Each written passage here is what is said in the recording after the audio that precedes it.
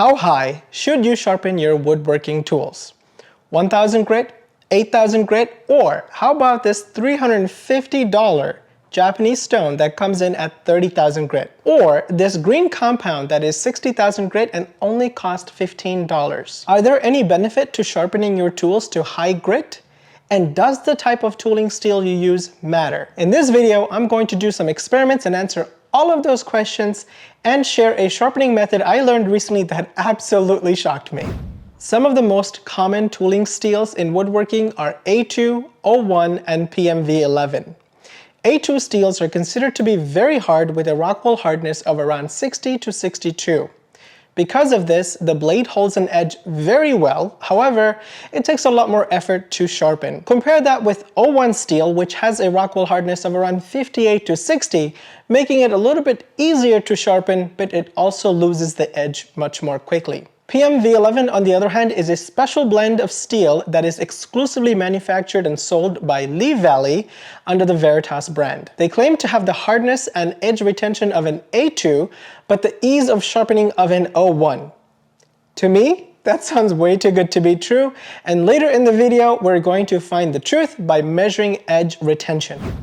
On the first test, I wanted to know just how sharp these tooling steel gets as we go from lower grit stones to higher grit stones. So here's my setup. All the blades were prepared with a 30-degree hollow grind on a bench grinder with a CBN wheel. Because the wheel is round, it leaves a slight concave bevel, allowing the tip and the heel to make contact with the sharpening stones. This means I can freehand sharpen as if I was using a jig and hit the angles consistently. I'm going to take the A2 steel and sharpen on a 300 grit stone. After 8 to 10 strokes, I can already feel a burr on the back. So I'm going to clean off the burr on a piece of wood and measure the sharpness of the blade. To get an objective measurement, I'm using this industrial edge tester that works by cutting a string on this apparatus. Lower the number, sharper the edge. This A2 blade at 300 grit comes in at an average of 261, which falls somewhere between a utility blade and a kitchen knife in your parents' house. This would be considered a very dull edge that is not suitable for woodworking. So I'm going to take the same blade and sharpen it at 1000 grit and take a measurement, and on average it is a bit sharper at 156.8. I will repeat this step for 4000 grit, 8000 grit, 16,000 grit, and 30,000 grit, and here are the results. When we repeat the same tests with O1 and PMV11 steel, this is the result that we get. As you sharpen with higher grits, your blade gets sharper. I know, absolutely mind-blowing results. But it's always good to have objective numbers to be able to verify. It's also important to contextualize these numbers because at 4000 grit, both the A2 and PMV11 blades would pass the paper test and the shaving test that you might do in your shop. All of the higher grits produces an edge much sharper than that. So the test that you're doing in your shop won't be able to easily differentiate between the edges off of these 8000, 16,000, and definitely not the 30,000 grit stone. So keep that in mind. Now that we know how to get an edge extremely sharp using $700 in stones, let's find out if it's worth it with the durability test. I will start by taking 3/1000 of an inch shaving on a 2-foot long hard maple. This A2 steel, for example, after 10 shavings, it went from a score of 84 to a score of 109. I'm going to repeat this process at 20, 30, 40, and 50 strokes, and this is what it looks like. The A2 blade goes from an extremely sharp edge of 84 to still a very sharp edge of 122. If we add the results from the other two blades, this is how well the edges hold up. You can see A2 and PMV11 has similar edge retention characteristics while the O1 does much faster. Why am I showing you these results? Again, these are expected numbers based on the properties of this steel. Yet, I've spent several $100s and a few days of my time to do these tests. Here's why. After just 10 strokes, the pristine edge dulls to below 8000 grit equivalent stone. The results are even worse when you treat the blade like a chisel and take 3 chomps off of this piece of maple.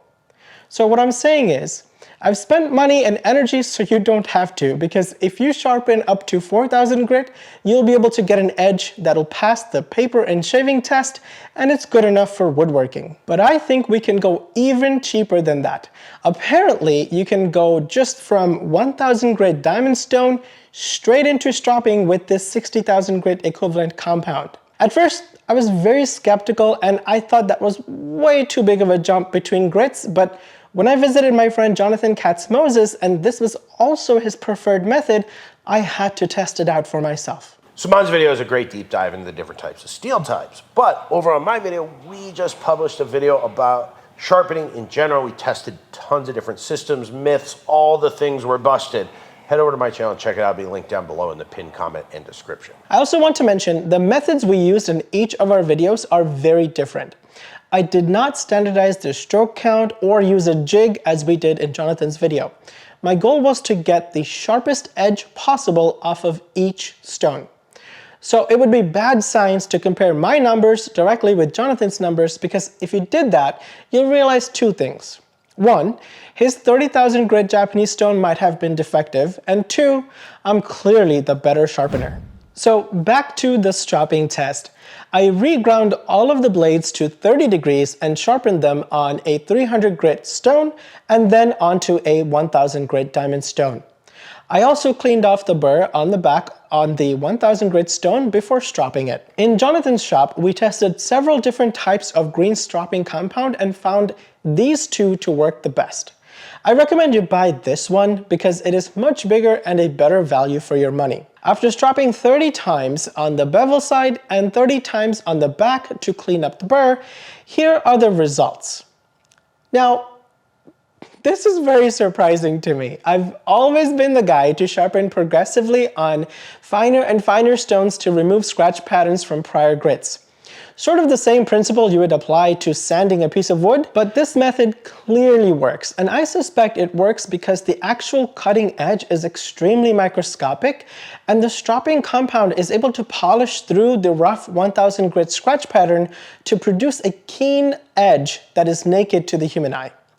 Not only is this method cheap, fast, and holds an edge just as well as the stone sharpened version, it also crushed my soul a little bit. But I have to say, stropping is still not the holy grail of all of your sharpening problems.